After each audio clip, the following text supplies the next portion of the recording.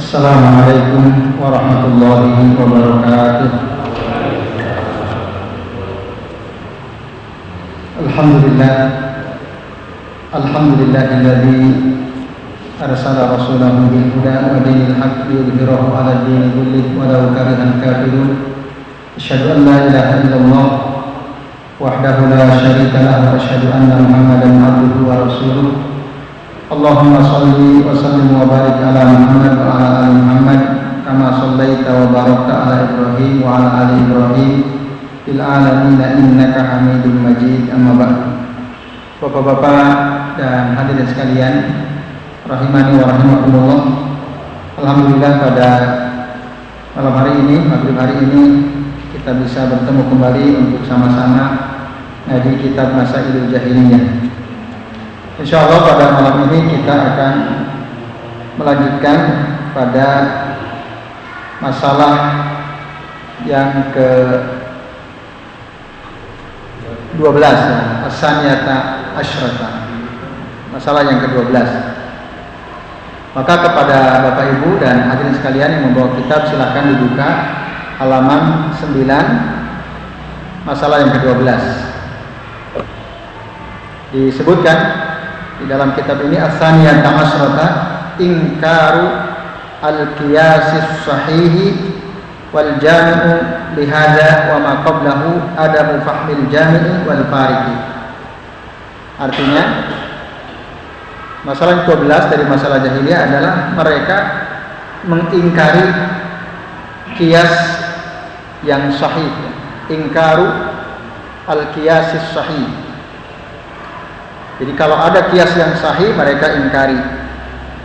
Wal jami'u lihada wa ma qablahu, yang mengumpulkan ini, masalah ini dengan yang sebelumnya. Sebelumnya kan mereka menggunakan dalil dengan qiyas yang fasid. Sementara yang ke-12 mereka mengingkari qiyas yang sahih. Kedua hal ini terjadi, dilakukan oleh mereka disebabkan adamu fahmil jami' wal fariki, disebabkan karena mereka tidak memahami sesuatu yang sama sebabnya dan sesuatu yang berbeda sebabnya, karena kejahilan untuk menganalisa mana yang sama dan mana yang tidak. Nah itu pada poin yang ke-12 ini. Nah, bagaimana penjelasannya Bapak-bapak dan hadirin sekalian, azani Allah wa iyyakum ajmain. Kemarin kita sudah membahas ya contoh qiyas yang fasid itu. Ketika mereka menolak dakwah yang disampaikan oleh para nabi dan rasul yang diutus oleh Allah kepada mereka, alasannya karena rasul itu juga adalah manusia sama seperti kita. Nah, ngapain kita ikut seseorang yang mengaku-ngaku membawa risalah Tuhan padahal dia adalah juga sama seperti kita, seperti manusia. Nah itu argumentasi mereka sehingga mereka menolak risalah yang dibawa oleh para nabi dan rasul, karena mereka menganalogikan bahwa setiap rasul atau rasul itu sama seperti kita, sama saja. Karena sama, jadi nggak mungkin dia lebih baik, lebih benar daripada kita. Makanya mereka tolak, mereka menolaknya. Nah ini yang disebut qiyas fasid. Padahal hakikatnya rasul itu berbeda dengan kita, meskipun sama-sama manusia. Ini review ya, mengulang sedikit apa yang sudah kita bahas pada pertemuan yang lalu. Sebagaimana juga kita berbeda dengan yang lain, ada kesamaan tapi ada perbedaan. Nah perbedaan yang real antara kita dengan rasul adalah bahwa rasul itu manusia pilihan Allah, al-Mustafa, dan tidak sembarang orang diangkat oleh Allah untuk menjadi rasul. Nah disitulah bedanya.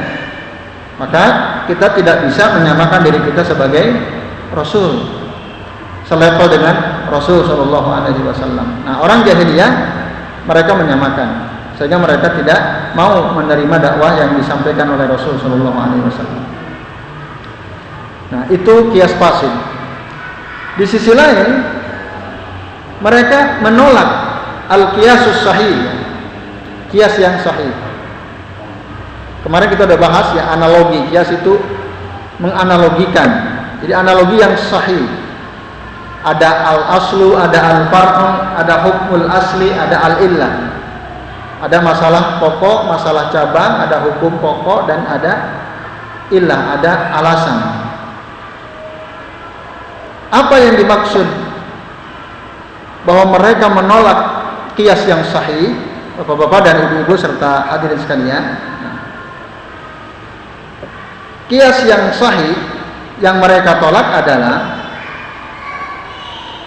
bahwa Rasul, nah ini, jadi dalam satu kasus yang sama, di situ sesungguhnya mereka satu menggunakan kias rusak, di sisi yang lain mereka menolak kias yang sahih. Kenapa mereka menolak dakwah yang disampaikan oleh Rasulullah? Mereka menggunakan kias fasid, karena sama-sama manusia kita tolak. Di sisi lain, mereka menolak atau mengingkari kias yang sahih. Kenapa Allah mengutus utusannya seorang Rasul dari kalangan manusia yang sejenis dengan manusia? Nah, kok tidak yang lain saja dari golongan malaikat? Maunya mereka yang namanya Rasul itu bukan dari golongan yang sama. Ya derajatnya harus lebih tinggi lah malaikat. Nah ini kias fasid mereka. Sementara kias sahihnya adalah kenapa Allah mengutus Rasul dari golongan manusia? Karena ada hikmah di balik itu. Jika saja Allah mengutus Rasul itu bukan dari golongan manusia, nanti mereka akan beralasan, wah dia bisa begitu karena kan dia malaikat, kita manusia, kita nggak bisa.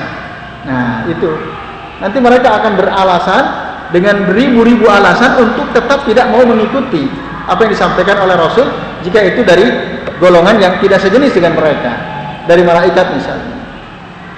Tapi kalau dari golongan manusia, mereka tidak bisa mengelak lagi. Oh dia sama-sama manusia, dia bisa sholat, dia bisa puasa, dia kuat. Nah, kok kenapa kita sama-sama manusia nggak kuat? Kan gitu, mereka nggak bisa mengingkari. Rasulullah mengajarkan kita puasa misalnya, dan Rasul sendiri praktek puasa. Lalu kita apa bisa menolak?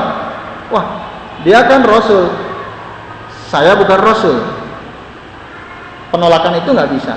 Lawan Rasul aja manusia, kita juga manusia. Kalau Rasul sebagai manusia kuat puasa, maka kita pun harusnya juga kuat puasa. Nah ini Bapak sekalian, itu diantara hikmah kenapa Rasulullah diutus oleh Allah dari golongan yang sama dengan kita, sejenis dengan kita. Itu. Maka hikmahnya diantaranya itu supaya kita tidak bisa mengingkari. Contoh lain misalnya, ketika kita sholat, kadang-kadang kita lupa berapa bilangan rakaat kita. 3 apa 4, gitu kan? Bingung kita, ini mana yang benar? Nah, Rasulullah sama seperti kita, innama ana mislukum, ya. Basyarun, sesungguhnya aku ini sama seperti kalian, seorang manusia. Nasitu kamatan saun, aku lupa sebagaimana juga kalian lupa. Rasul pernah nggak sholat lupa? Pernah, berkali-kali. Lalu apa caranya supaya bisa menyempurnakan yang kita lupa itu? Ada namanya sujud sahwi. Nah, sehingga kita menjadi tidak terbebani. Oh Rasul saja lupa kok, pernah lupa kok dalam sholat. Nah, sehingga kita jadi tenang. Nah itulah diantara hikmah kenapa Allah mengutus utusannya dari golongan manusia juga sama seperti kita. Maka dalam Al-Quran surah Al-Isra ayat 95 Allah Ta'ala berfirman, Qul, katakanlah, laukana fil ardi malaikatun yamshuna mutmainnina, seandainya di atas muka bumi ini ada para malaikat yang hidup, ya, berjalan-jalan tenang gitu, ya. Hidup sama seperti kita, lanazzalna alaihim minas sama'i malakan rasula, maka niscaya kami akan utus kepada mereka penduduk bumi yang berupa malaikat itu utusan dari langit berupa malaikat juga sama seperti mereka sebagai rasul. Seandainya penduduk bumi ini malaikat, maka tentu Allah akan utus rasul dari golongan malaikat juga. Tapi tidak demikian. Karena yang hidup di atas muka bumi ini kita manusia, maka Allah utus rasul pun dari golongan manusia. Nah, ini Bapak-bapak dan hadirin sekalian, a'adzanillahu wa iyyakum ajma'in. Nah, sesuatu yang aneh dari mereka, dari orang-orang jahiliyah ya. Mereka enggak mau ngikutin risalah yang dibawa oleh Nabi, oleh Rasul. Alasannya tadi karena dibawa oleh manusia. Tetapi di sisi lain mereka tidak mengingkari sikap mereka sendiri yang menyembah berhala yang mereka buat dari batu. Harusnya kalau mau menggunakan kias ya, analogi, batu ngapain disembah? Bukankah batu itu lebih rendah kualitasnya daripada kita? Harusnya kan begitu. Kita lebih baik daripada batu. Kok batu kita sembah? Tapi aneh, mereka tidak. Mereka buat batu, dijadikan patung, atau kalau sebelumnya roti jadikan patung, lalu disembah-sembah oleh mereka, dijadikan Tuhan sesembahan mereka. Nah, ini sesuatu yang aneh.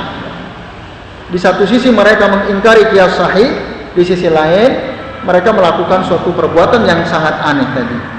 Nah, ini Bapak-bapak dan hadirin sekalian, a'adzanillahu wa iyyakum ajma'in. Pun demikian dengan penolakan para kafir Quraisy ya, terhadap kenabian Muhammad SAW. Mereka menolak karena tadi kias yang fasid itu. Kita bisa buka misalnya dalam surah Al-Qamar ayat 25. Allah Ta'ala berfirman, "A'ulqiyadz dzikru 'alaihi min bainina." Apakah kitab ini diberikan kepada dia Muhammad di tengah-tengah kita? Maksudnya dia kan sama seperti kita. Ini penolakan orang-orang kafir Quraisy untuk mengikuti dakwahnya atau untuk menerima dakwahnya Nabi Muhammad SAW. Nah, ini Bapak Ibu dan hadirin sekalian, a'adzanillahu wa iyyakum ajma'in. Nah, terus di sini ada penjelasan tentang kias lainnya. Kemarin kita udah bahas ada kias apa kemarin? Kias ina. Kias itu dilihat dari diterima atau tidaknya ada dua, kias rusak, kias yang sahih. Kalau dilihat dari jenisnya, kias itu jenisnya ada 3 setidaknya ya. Menurut sebagian ulama, ada yang mengatakan lebih dari 3. Ada kias namanya kiasul illah.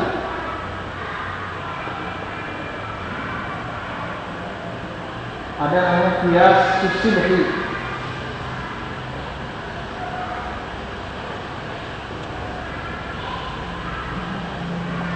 Ada yang namanya kiasu al-akas.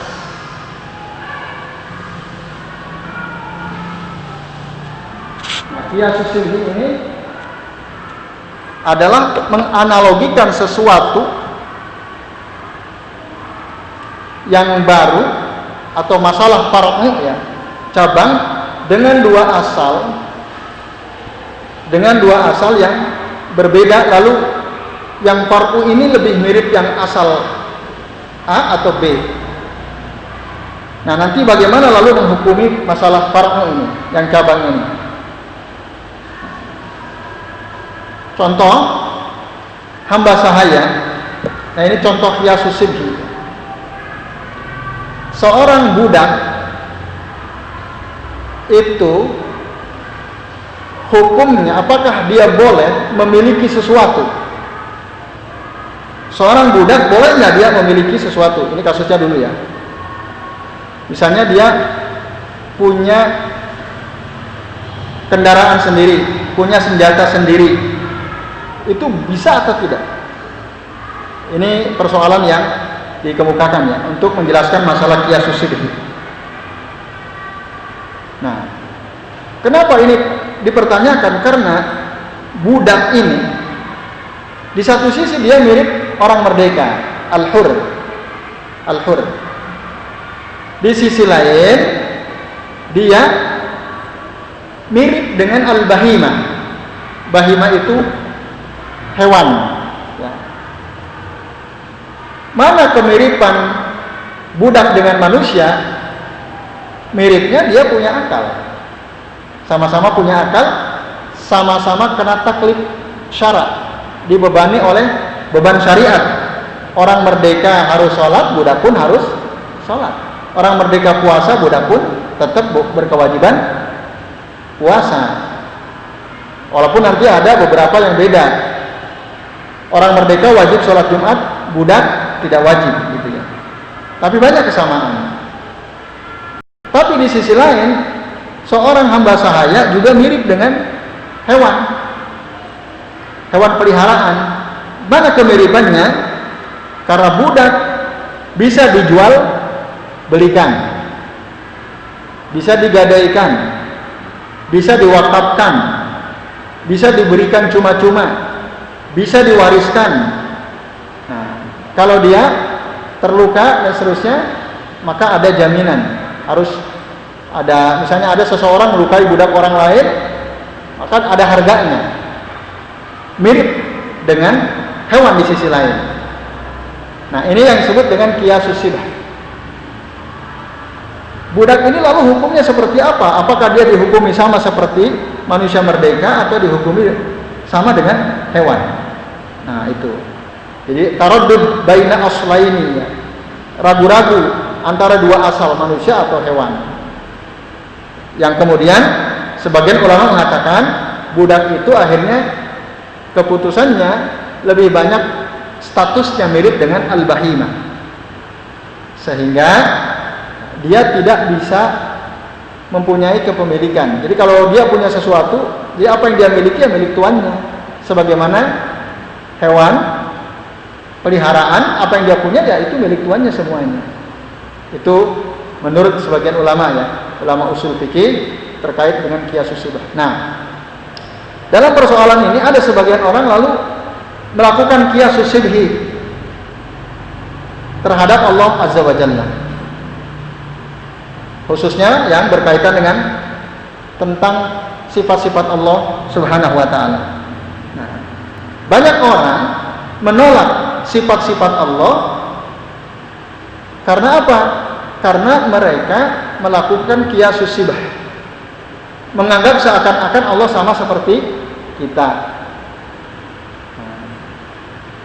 Padahal sifat-sifat Allah itu sempurna. Kalau ada orang, ada makhluk, kita anggap dia memiliki sifat yang sempurna dan kayaknya tidak ada kurangnya, maka Allah Al-Khaliq aula bihi. Allah sebagai sang pencipta makhluk tersebut lebih berhak, lebih utama untuk disifati dengan sifat-sifat sempurna. Maka tidak pantas kita menyerupakan Allah dengan kita sebagai makhluk. Contoh kekeliruan yang sering terjadi di tengah-tengah kita adalah yang pernah kita singgung juga. Misalnya ada orang menyamakan Allah dengan kita. Kalau kita mau ketemu dengan Allah nggak bisa langsung. Kita kan orang banyak dosa, banyak bermaksiat, orang biasa. Kalau kita langsung berdoa sama Allah, kemungkinan nggak akan diijabah oleh Allah. Maka kita butuh orang lain. Kita butuh orang-orang saleh yang ada dekat dengan Allah. Maka mereka kemudian berdoa pergi ke kuburan orang saleh. Harapannya apa? Supaya orang saleh yang didatangi kuburannya itu menyampaikan keinginannya kepada Allah, karena dia orang dekat dengan Allah. Itu seperti kita mau ketemu presiden, ketemu raja, kan nggak mungkin langsung ketemu, harus mendekati orang dekatnya dulu. Nah, itu adalah suatu kebatilan. Ada qiyasus shibhi. Dan yang dimaksud qiyas al-aqs, yaitu melakukan suatu analogi dengan hukum kebalikannya, atau dalam pengertian yang dirumuskan oleh Syekh Muhammad bin Shalih Al-Utsaimin, dia mengatakan qiyasul aqs itu adalah isbatu naqidi hukmil asli lil far'i li wujudi naqidi illati hukmil asli fihi. Menetapkan kebalikan hukum asal untuk hukum yang cabang, disebabkan adanya kebalikan alasan hukum cabang tersebut dengan hukum asal. Contoh supaya lebih mudah dipahami, misalnya gini. Bapak Ibu dan sekalian, Rasulullah SAW suatu kali pernah ditanya oleh sahabat, atau beliau pernah menyatakan suatu pernyataan penting. Kata beliau, wa fi bid'i ahadikum shadaqah. Dalam kemaluan salah seorang di antara kalian itu ada sedekah. Lalu mereka bertanya, ya Rasulullah, ayati ahaduna syahwatahu wa yakunu lahu fiha ajrun. Apakah salah seorang dari kami ketika dia melampiaskan syahwatnya, dia dapat pahala ketika dia melampiaskan syahwatnya? Nah, lalu dijawab oleh Nabi, qala ara'aitum law wada'aha fi harami akana alaihi wizrun. Bagaimana menurut kalian seandainya seseorang menggunakan kemaluannya kepada kemaluan yang haram, apakah dia punya dosa? Misalnya seseorang berzina dengan wanita yang bukan istrinya, berdosa atau tidak? Berdosa atau tidak? Dosa. Nah, dosa. Para sahabat paham kalau ada seseorang menggunakan kemaluannya atau memasukkan kemaluannya ke kemaluan wanita yang bukan istrinya, itu adalah dosa. Fakadzalika idza wada'aha fil halal kana lahu ajrun.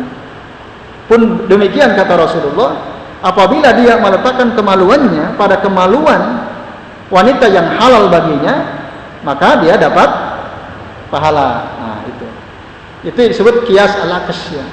Jadi analogi yang berkebalikan, karena memang faktanya antara yang aslun dengan far'un naqid ya, saling kontradiksi.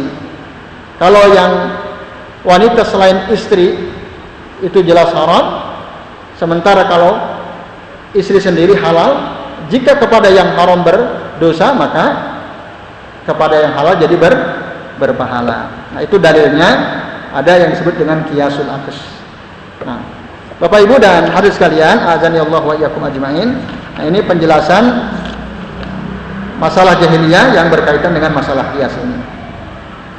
Oleh karena itu, kita tentu harus menghindari cara-cara menggunakan analogi seperti yang digunakan oleh orang-orang jahiliyah tadi, menggunakan qiyas yang rusak atau menolak qiyas yang sahih. Jadi, saya kira ini penjelasan dari masalah yang 12. Dan kenapa ini terjadi? Tadi di poin ke-12 bagian akhir dikatakan disebabkan karena kejahilan mereka. Mereka nggak bisa membedakan mana masalah yang sama dengan masalah yang berbeda. Jadi bainal jami' wal fariq ya, yang sama dan yang berbeda. Mereka tidak bisa bedakan itu. Kemudian Bapak Ibu sekalian, kita lanjut sekarang ke masalah yang ke-13. Disebutkan bahwa masalah yang ke-13 adalah al-ghulu. Al-ghulu fil ulama'i was salihin. Apa itu ghulu? Berlebih-lebihan. Sikap berlebih-lebihan terhadap ulama dan orang-orang saleh. Nah, ini adalah sikap orang jahiliyah yang harus kita jauhi. Jadi orang jahiliyah itu ketika ada orang dianggap dia sebagai orang alim, orang saleh, maka mereka akan muliakan semulia-mulianya. Mereka akan tinggikan derajat mereka, bahkan bisa menyamai derajat Allah Subhanahu wa taala. Maka dalam surah An-Nisa ayat 171 Allah taala berfirman menegur mereka ya. Ya ahlal kitab la taglu fi dinikum. Wahai ahlul kitab, janganlah kamu gulu, itu melampaui batas. La taglu fi dinikum. Janganlah engkau melampaui batas dalam agama kalian. Wala taqulu 'ala Allahi illal haq. Dan janganlah engkau mengatakan sesuatu terhadap Allah kecuali yang hak, yang benar. Surah An-Nisa ayat 171. Nah, Bapak-bapak dan hadirin sekalian, azanillahu wa iyyakum ajmain. Kata gulu sendiri, gulu itu makna asalnya adalah luber. Jadi kalau ada botol gitu kita isi air udah penuh, kita isi lagi. Nah, itu namanya ghala. Atau kalau kita masak air penuh di atas panci gitu ya, ketika dia mateng, nah mendidih, kan tumpah tuh, ghala. Jadi makna asal ghala itu adalah luber atau aziyadatu wal irtifa'u anil haddil ma'ruf. Jadi dia menjadi bertambah tinggi sehingga melampaui batasnya yang sudah diketahui. Itu makna asal kata al-ghulu. Nah, bersifat ghulu, berlebih-lebihan terhadap manusia, ulama atau orang soleh, itu artinya dia meninggikan derajat seorang ulama atau orang soleh fauqa manzilatihi al-la'iqah bihi, di atas kedudukan dirinya yang pantas. Jadi dia tinggikan bahkan sampai ila darajati ar-rububiyah wal uluhiyah. Saking gulunya mereka menempatkan orang-orang soleh atau para ulama itu kedudukannya sama seperti Allah, ya, memiliki sifat rububiyah dan uluhiyah. Nah, ini suatu sikap gulu yang biasa dilakukan oleh orang-orang jahiliyah, orang jahil. Sebagaimana dilakukan juga oleh orang Yahudi. Kita semua sudah tahu, orang Yahudi itu mengatakan Allah punya anak. Namanya siapa? Wa qalatil yahud Uzair ibn Allah. Uzair itu adalah anak Allah. Wa qalatil nasara Isa ibn Allah, ya. Orang Nasrani mengatakan Isa anak Allah, orang Yahudi mengatakan Uzair adalah anak Allah. Nah, ini sikap gulu. Sehingga disembah-sembah, nah, diibadahi. Begitu juga para ulamanya, ya. Tadi kan nabi dan rasulnya, nabinya, ulamanya pun begitu. Para rahib dan pendeta itu adalah ulama. Kemarin kita sudah singgung, ya. Jadi orang ahlul kitab Yahudi dan Nasrani itu ittakhadhu ahbarahum wa ruhbanahum arbaba min dunillah. Mereka menjadikan ahbarahum, para ulama mereka, wa ruhbanahum, ahli ibadah mereka, arbaban, sebagai tuhan-tuhan min dunillah, selain Allah. Bagaimana caranya? Kok bisa kita menurut orang Nasrani, ya, menuhankan pendeta? Maka dulu ada seorang sahabat yang masuk Islam, datang kepada Nabi. Dia seorang tokoh kaumnya, namanya Adi bin Hatim. Sebelumnya dia orang Nasrani. Datanglah kepada Nabi SAW. Lalu Nabi membaca ayat ini tadi, surah At-Taubah ayat 31. Nabi mengatakan tadi, ittakhadhu ahbarahum wa ruhbanahum arbaba min dunillah. Lalu Adi protes, tidak, kami tidak pernah menjadikan para pendeta kami sebagai Tuhan. Apa kata Rasul? Bala, ya, kalian jadikan para pendeta kalian itu sebagai Tuhan. Bagaimana caranya? Lalu Adi mengatakan, qultu innahum lam ya'buduhum. Orang-orang Nasrani tidak pernah menyembah para pendeta mereka. Tapi Rasul bilang, bala, innahum harramu alaihim al-halala wa ahallu lahumul haram. Sesungguhnya para pendeta mereka itu mengharamkan sesuatu yang Allah halalkan dan menghalalkan sesuatu apa yang Allah haramkan untuk mereka. Dibolak-balik. Kalau Allah bilang halal, para pendeta bilang haram. Kalau Allah bilang haram, mereka malah bilang halal. Nah, lalu fattaba'uhum, kata Rasul. Orang Nasrani mengikuti fatwanya para pendeta mereka, para ulama mereka, fadzalika ibadatuhum iyyahum. Maka itulah bentuk ibadah orang-orang Nasrani terhadap para pendeta mereka. Karena tadi mengikuti apa saja yang dikatakan oleh mereka, padahal apa yang dikatakannya itu bertentangan dengan perintah Allah dan Rasulnya. Nah, itulah cara mereka beribadah kepada para pendeta mereka. Ini disebutkan dalam hadis riwayat Imam Ahmad wa Tirmidzi dan juga disebutkan oleh Ibnu Katsir dalam tafsir beliau. Nah, Bapak-bapak dan hadirin sekalian, azani Allah wa iyyakum ajmain. Ini adalah sikap orang jahiliyah yang terlalu meninggikan derajat orang-orang soleh atau ulama dari mereka, atau disebut dengan sikap gulu. Lalu pertanyaannya, ada tidak di tengah-tengah kita kaum muslimin yang bersikap gulu terhadap orang-orang soleh dan para ulama mereka? Ada atau tidak? ada. Jadi apa saja yang dikatakan oleh ulamanya, oleh ustadznya, oleh kiainya, diikutin, dibenarkan. Nggak peduli apakah yang dikatakannya itu bertentangan dengan Quran dan Sunnah atau tidak. Yang penting kalau udah kiai saya ngomong, udah benar. Nah, terus husnuzon terlalu berlebihan tanpa mau cross check gitu ya. Nah, ini juga tidak benar. Apalagi langsung menolak siapa saja yang bertentangan omongannya dengan omongan kiai dia. Padahal orang yang ngomong ini ada dalilnya. Nah, sementara kiainya ketika ngomong tidak pakai dalil misalnya. Tapi karena dia sudah kiai saya, maka saya ikuti kiai saya saja udah. Nah, ini gulu, tidak boleh bersikap seperti itu. Kalau kita tetap melakukan atau bersikap dengan sikap seperti itu, maka itu artinya kita sama seperti orang-orang jahiliyah, bersikap gulu terhadap orang soleh, terhadap para ulama. Maka Islam itu tidak demikian. Begitupun kepada Nabi kita nggak boleh berlebih-lebihan, ya, memposisikan Nabi di atas posisi yang sudah ditegaskan oleh Allah. Maka beliau pernah mengatakan, la tutruni kama atratin nasara ibnu Maryam. Janganlah engkau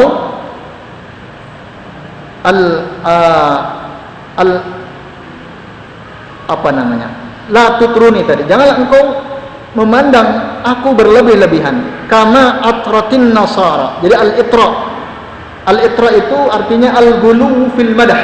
Al-ghuluw fil madah. Itra. Kata kerjanya tutru. Atra yutru. La tutruni kama atratin nasara Isa ibn Maryam. Janganlah kalian memuji-muji aku melebihi batas yang sudah ada pada diri beliau. Sebagaimana orang-orang Nasrani memuji-muji Isa secara berlebihan sampai mereka mengatakan Nabi Isa adalah putranya Allah, ibnullah. Jangan, kata Rasulullah. Lalu gimana? Innama ana abdun. Saya ini adalah seorang hamba. Faqulu, maka katakanlah Abdullah wa Rasuluh. Muhammad itu adalah hamba Allah dan utusan Allah. Udah itu. Tidak lebih dari itu. Jangan sampai meninggikan derajat Rasulullah seakan-akan beliau sebagai Tuhan gitu ya, yang bisa menyelesaikan semua persoalan dan seterusnya. Nah, ini larangan dari Nabi bersikap gulu kepada dirinya. Kepada diri Nabi saja kita nggak boleh bersikap gulu, apalagi kepada orang-orang yang derajatnya di bawah Nabi Shallallahu Alaihi Wasallam. Maka Nabi memberi peringatan dalam satu hadis yang sahih riwayat Imam An-Nasai dan Ibnu Majah. Kata beliau, iyyakum wal ghuluw fid din. Jauhilah oleh kalian bersikap berlebih-lebihan dalam agama. Fa inna ma ahlaka man kana qablakum al ghuluw fid din. Sesungguhnya binasanya kaum sebelum kalian disebabkan sikap gulu, berlebihan dalam agama. Nah, itu tegas larangan dari Nabi ya, Sallallahu Alaihi Wasallam, dan apa akibat bersikap gulu.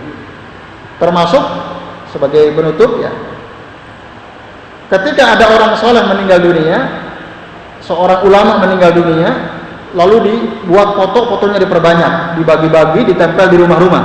Nah, ini sikap gulu juga itu. Jadi kan ada tuh sebagian dari kita ya, di rumahnya dipasang foto Habib siapa, kiai siapa, seterusnya. Padahal ya, si Habibnya itu bukan keluarganya, si kiainya bukan keluarganya. Bahkan mungkin ketemu pun enggak gitu, enggak pernah. Tapi dipasang. Nah, dipasang dengan ada keyakinan kalau ada foto kiai ini, foto Habib ini di rumah ada, maka rumahnya insya Allah akan selamat dari mara bahaya misalnya. Nah, itu bersikap gulu juga. Nah, itu sama seperti kaumnya Nabi terdahulu ya. Kaumnya Nabi terdahulu di mana mereka kaumnya Nabi Nuh ya, disebutkan dalam Al-Qur'an surah Nuh ayat 23. Jadi dulu umatnya Nabi, ada yang mengatakan ini umat Nabi Adam, orang-orang soleh. Namanya Wadda, Suwa, Yagus, Ya'uq, Nasra. Ada yang mengatakan itu umatnya Nabi Nuh, orang-orang soleh. Ketika mereka meninggal dunia, lalu oleh masyarakat waktu itu dijadikan sebagai Tuhan. Ketika mati dibuatkan patung-patungnya, dibuatkan foto-fotonya, gambar-gambarnya gitu ya. Katanya supaya kita ingat kepada mereka. Lama-lama orang belakangan akhirnya menjadikan tokoh-tokoh tadi Wudda, Suwa, Yagus, Ya'uq, Nasro sebagai Tuhan. Maka hati-hati bapak-bapak dan hadirin sekalian, sikap tadi ya, dulu terhadap orang-orang saleh. Jangan sampai itu terjadi kita lakukan, karena itu adalah sikap orang-orang jahiliyah. Ya, saya kira ini apa yang bisa kita bahas pada kesempatan maghrib hari ini. Nah, sebelum kami buka bab pertanyaan, ini ada satu pertanyaan cukup panjang dari Pak Suratmin ya. Yang intinya beliau menyoroti sikap Menteri Agama yang menggencarkan gagasan moderasi agama Islam gitu ya. Bahwa Islam ini agama moderat, agama yang menerima konsep pluralisme, ya, sekularisme, liberalisme, feminisme dan seterusnya, ya, feminisme dan sebagainya. Nah, itulah moderasi Islam, kira-kira begitu yang digambarkan oleh Menteri Agama, dan konsep itu supaya diterima oleh kita. Barang siapa nanti yang tidak menerima konsep tersebut dicap radikal, fundamental, intoleran, bahkan teroris gitu ya.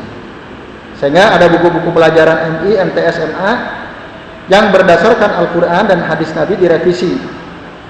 Contohnya misalnya ada istilah khilafah, jihad, Islam kafah dan lain-lain. Nah, itu dihapus, diganti dengan pemahaman baru dalam rangka deradikalisasi. Itu pertanyaannya. Lalu bagaimana?